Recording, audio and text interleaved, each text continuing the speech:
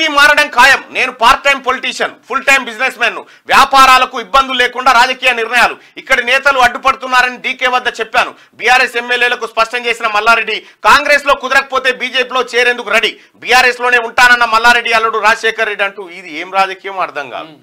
ఇక్కడ మల్లారెడ్డికి ఇప్పుడు అత్యవసరంగా రక్షణ కవచం కావాలి. మల్లారెడ్డిని ఇప్పుడు ఎట్టి పరిస్థితుల్లో కేసీఆర్ రక్షించేంత శక్తి కేసీఆర్ కు లేవు. ఆయన రెక్కలు ఇరిగిపోయినాయి. ఈయనను కాపాడే పరిస్థితి లేదు. ఆయన బిడ్డనే ఆయన కాపాడుకునే పరిస్థితిలో లేడు. కాబట్టి మల్లారెడ్డి అనేకమైనటువంటి అక్రమాలకు పాల్పడ్డాడు.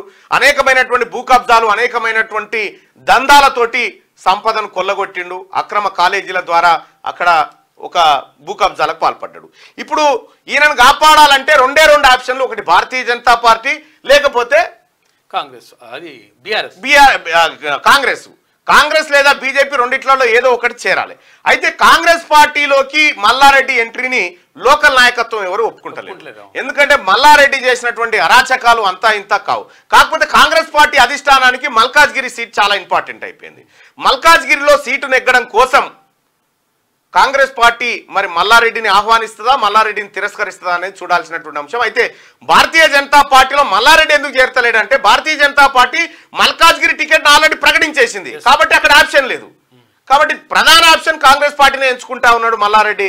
అయితే మల్లారెడ్డి ఎంట్రీని మాత్రం ఎట్టి పరిస్థితిలో ముఖ్యమంత్రి గారు కూడా దీన్ని వ్యతిరేకిస్తున్నట్టుగా తెలుస్తా ఉంది.